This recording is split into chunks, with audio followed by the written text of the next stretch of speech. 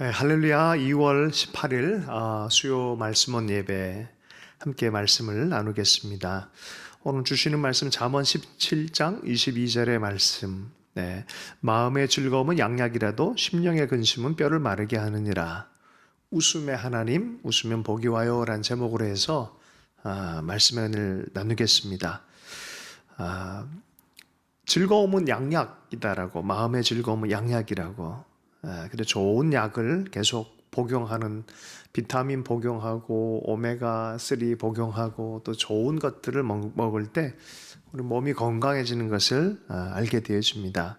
또 마음의 즐거움을 잘 유지하는 것이 이런 좋은 비타민 또 영양제를 먹는 것과 마찬가지일 것입니다.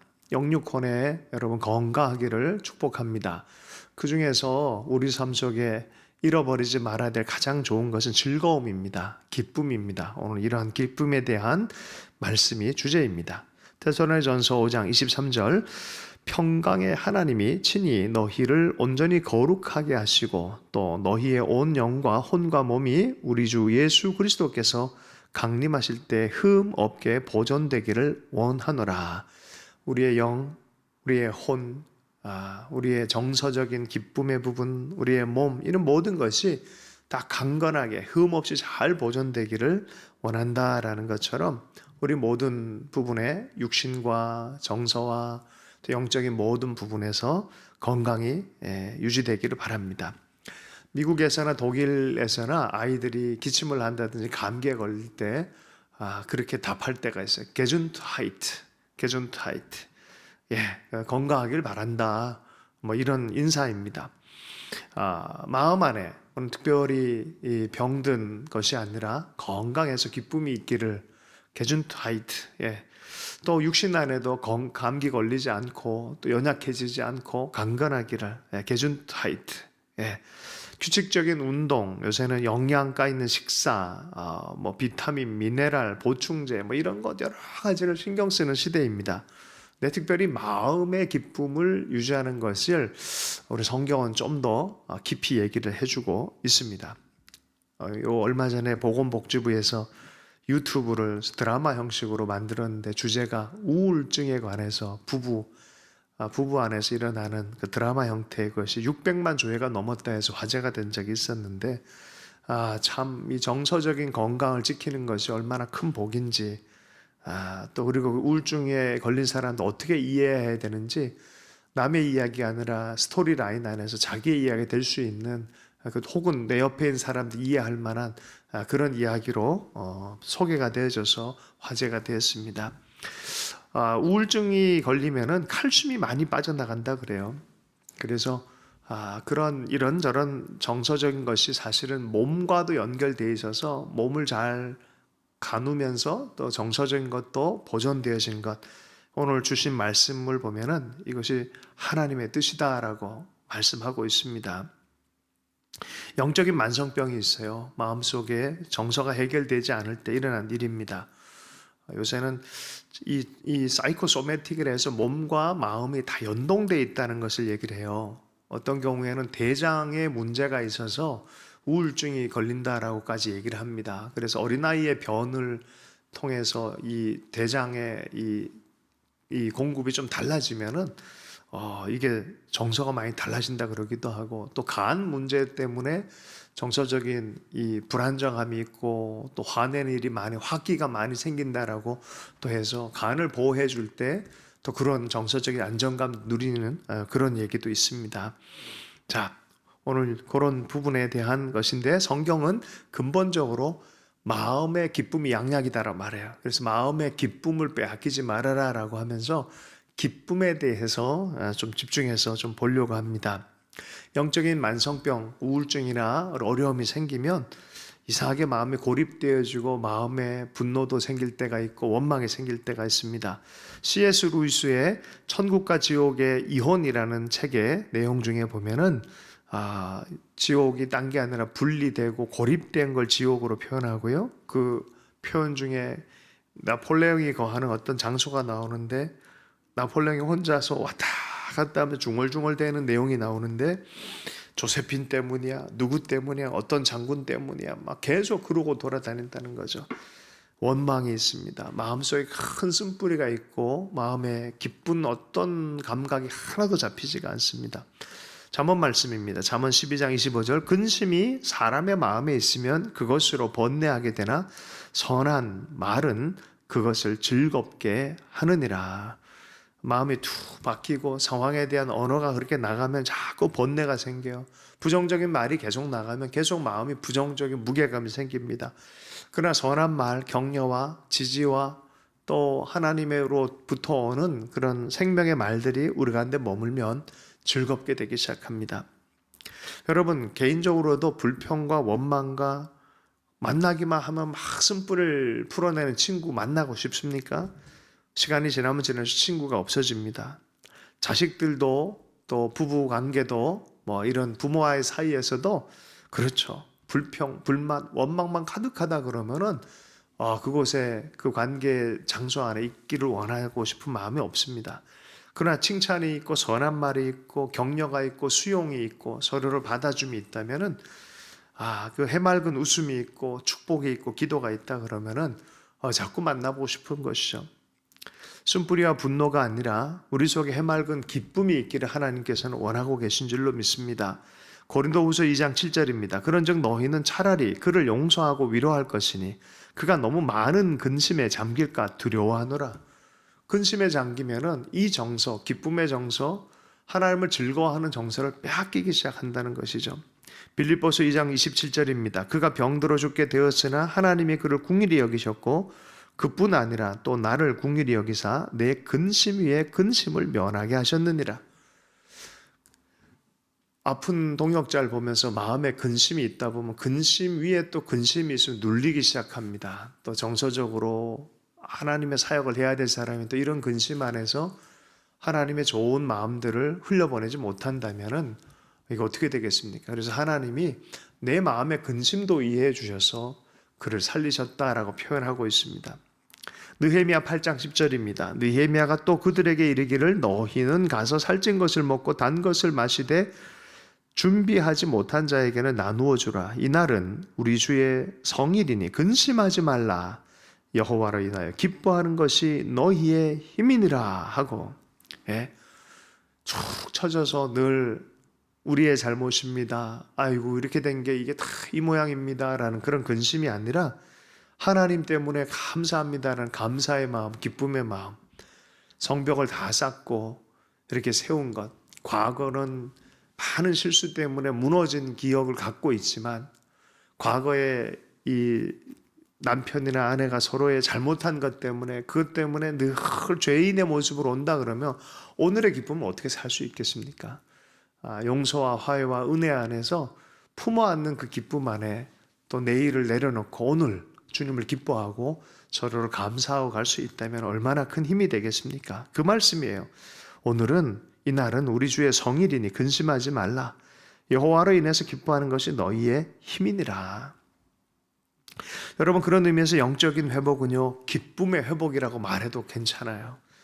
기쁨이 회복돼야 됩니다. 사탄의 공격 포인트가 바로 이 마음의 기쁨을 하나님을 향한 기쁨을 빼앗는 것입니다. 하나님 안에서 기뻐하는 것이 우리에게 힘이 되고 또 믿음의 큰 힘을 얻게 되어지는 그런 포인트입니다. 로마서 15장 13절입니다. 소망의 하나님이 모든 기쁨과 평강을 너희 믿음 안에서 너희에게 충만하게 하사 성령의 능력으로 소망이 넘치게 하시기를 원하노라. 소망의 하나님이 믿음 안에서 성령의 능력과 소망이 넘치게 하는데 무엇으로요? 기쁨과 평강을 너희 믿음에 붓기를 원한다는 거예요. 우리가 믿음이 강한데 기쁨이 없을 수는 없어요. 우리가 믿음이 강한데 평강이 없을 수는 없어요. 그 믿음 위에 기쁨과 평강이 담겨지는 것인 줄로 믿습니다. 그러므로 좋은 믿음의 사람은 기쁨의 정서, 평강의 정서가 점점 늘어나기 시작합니다. 하나님으로 말미암아 믿음으로 말미암아 그런 정서를 계속해서 누리는 것이죠. 잠언 15장 13절 15절입니다. 마음의 즐거움은 얼굴을 빛나게 하여도 마음의 근심은 심령을 상하게 하느니라. 고난받는 자는 그날이 다 험악하나 마음이 즐거운 자는 항상 잔치하느니라. 고난당할 때 얼굴이 거무죽죽해집니다. 우울해집니다. 마음이 우울해지다 보면은 몸도 그렇게 변하는 것이죠. 그런데 마음이 즐거운 자는 어떤 힘든 가운데도 한번 해보자 하는 마음도 있고 결기가 나고 눈에 빛이 나고 또 힘을 잃지 않는 것입니다. 여러분, 시무룩하고 의기소침한 교인을 예수님께서 보신다면 어떻게 하시겠습니까? 너 얼굴이 왜 그러니? 하면서 웃게 만드시지 않겠습니까? 하나님께서는요, 결혼식에 흥을 깨뜨리지 않기 위해서 물을 포도주로 바꾸어서 잔치가 계속되게 하신 분이십니다. 먹고 마시면서도 우리가 즐거워지기를 하나님 원하세요. 사도행전 13장 52절입니다. 제자들은 기쁨과 성령이 충만하니라. 하나님과 함께 동역하는 믿음의 삶에 기쁨이 충만한 것을 표현하고 있습니다.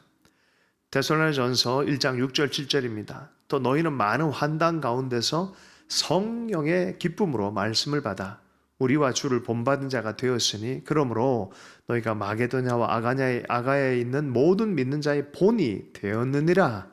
예, 말씀 받아서 주님을 본받으려고 하는 사람인데 성령의 기쁨으로라고 표현하고 있습니다. 여러분, 주님을 따르고 살아가는 삶은 고행하는 것만 있지 않습니다. 기쁨이 없는 고행은 주님이 원하시지도 않습니다. 결국은 그 기쁨 안에 참여하려고 하는 것이, 하나님의 사랑의 기쁨 안에 참여하는 것이 하나님의 목적인 줄로 믿습니다. 갈라디아서 5장 22절입니다. 오직 성령의 열매는 사랑과 하나님의 사랑 안에서 무엇입니까? 희락과 화평, 이렇게 나가는 것이죠. 예, 기쁨입니다.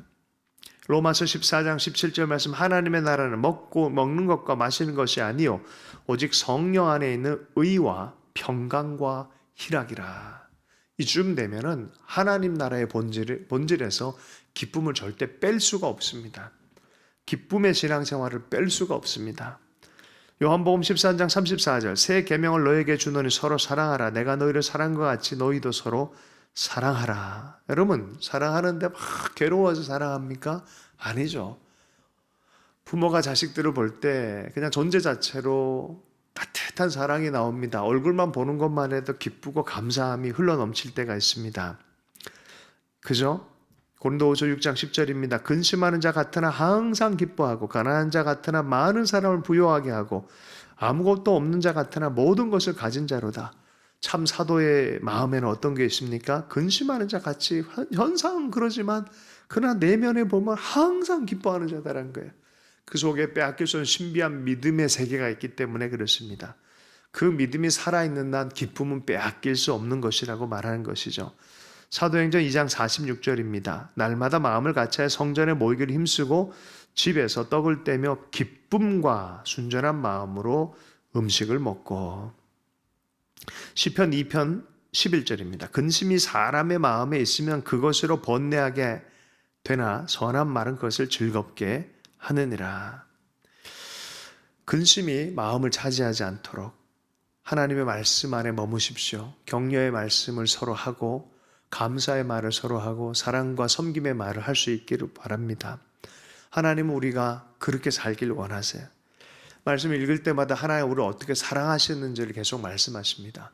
예수님이 세례받고 올라올 때 울렸던 하늘 아버지의 음성은 이는 내 사랑하는 자요 내 기뻐하는 자라라는 기쁨의 속성이 관계 안에 있는 것을 강하게 말씀해 주고 있습니다.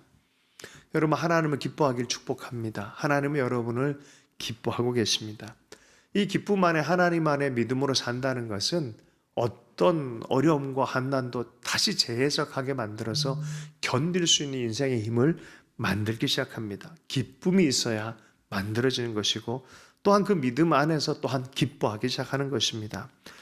하박국서 3장 17절과 18절 말씀입니다. 비록 무화과나무가 무성하지 못하며 포도나무에 열매가 없으며 감람나무에 소출이 없으며 밭에 먹을 것이 없으며 우리의 양이 없으며 외양간에 소가 없을지라도 나는 여호와로 말미암아 즐거워하며 나의 구원의 하나님으로 말미암아 기뻐하리로다. 주님께서 행하실 부흥의 일을 들었기 때문에 지금 상황이 어렵고 힘들고 고난스러워도 나는 이것 때문에 기뻐할 겁니다. 나는 하나님의 약속 때문에 기뻐할 거고 그 약속을 지키신 그 하나님 때문에 나는 기뻐할 것입니다. 내 구원의 하나님 인해서 기뻐할 것이다라는 기쁨의 정서를 빼앗기지 않는 믿음을 간직하는 노래입니다. 소설책 중에 아주 유명한 책이 있는데 중세에 대해서 연구를 많이 한 움베르토 에코라는 사람의 소설책이 영화화돼서 나온 장미의 이름으로라는 영화 이야기로 오늘 말씀을 마무리하겠습니다. 1327년 이탈리아 북부 베네딕토 수도원에서 벌어진 연쇄 살인 사건을 배경으로 하고 온 역사추리 소설입니다. 베네딕토파가 있고 프란치스칸이 또 있는데 프란치스코 수도사 윌리엄과 그 제자 아드소가 이 사건을 조사하면서 중세의 종교적인 광신, 지식의 금기, 웃음을 경관시하는 그런 것들에 대해서 탐구하면서 웃음의 하나님에 대해서도 조금 드러내는 그런 내용이 있습니다. 아주 탁월한 책인데 이 당시에 유명론을 해서 철학사조, 신학적인 사조가 바뀌었는데 이전의 어떤 체계가 아니라 종교적인 체계로 가는 것이 아니라 면밀하게 살피면서 한 사람 한 사람을 바라보고 있는 그런 체계로 과거에는 어거스틴 중세로 점점 접어들면서 토마스 아퀴나스 같은 사람들이 나왔어요. 어거스틴은 플라톤의 철학을 원형으로 삼아서 교부 철학을 발전시킨 그런 굉장히 귀한 분이고 아퀴나스는 아리스토텔레스 이 땅의 일들로 통합되어진 구체적인 일들로 통합된 그런 철학적 사조를 가지고 중세 또 나머지 500년을 이끌어가는 그런 철학자입니다. 그런 큰 담론의 이야기를 이런 이야기 형태로 소설로 쓴 것이 장미의 이름입니다. 그래서 이 부분에 윌리엄 수도사 바스커빌, 사실 이 바스커빌은 셜록 홈즈의 고향 영국에 있는 건데 바스커빌 출신의 바스커빌 윌리엄 수도사, 윌리엄 오컴 같이 새로운 이 철학사조, 신학사조를 만들어낸 그 사람의 이름을 한 이 수도사가 등장합니다.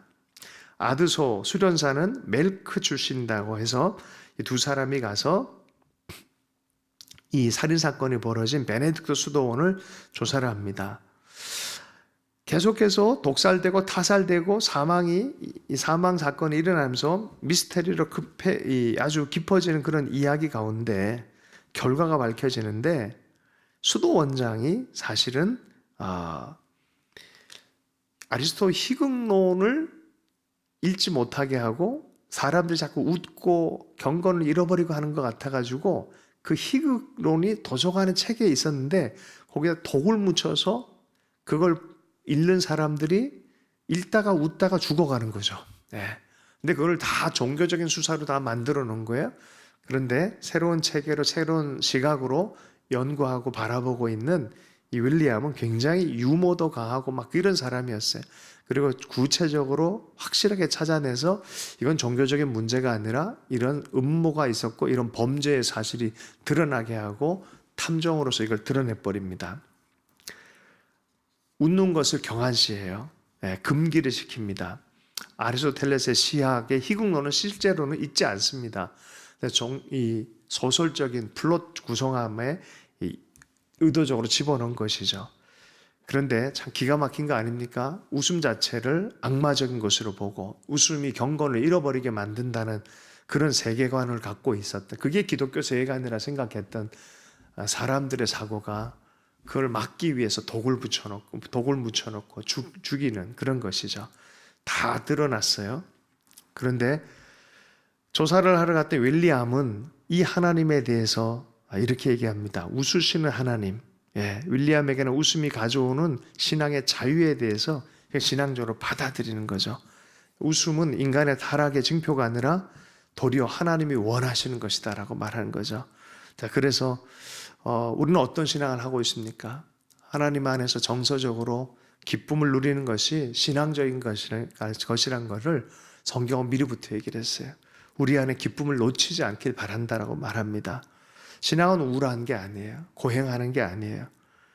결국은 하나님 웃게 만드시는 하나님이세요. 우리가 이삭의 이야기를 보면은 하나님 웃게 만드시는 하나님. 이름까지도 이삭이라 지어놓고 그렇게 부르라고 그러고 웃게 하는 하나님. 웃음이란 뜻 아니겠어요?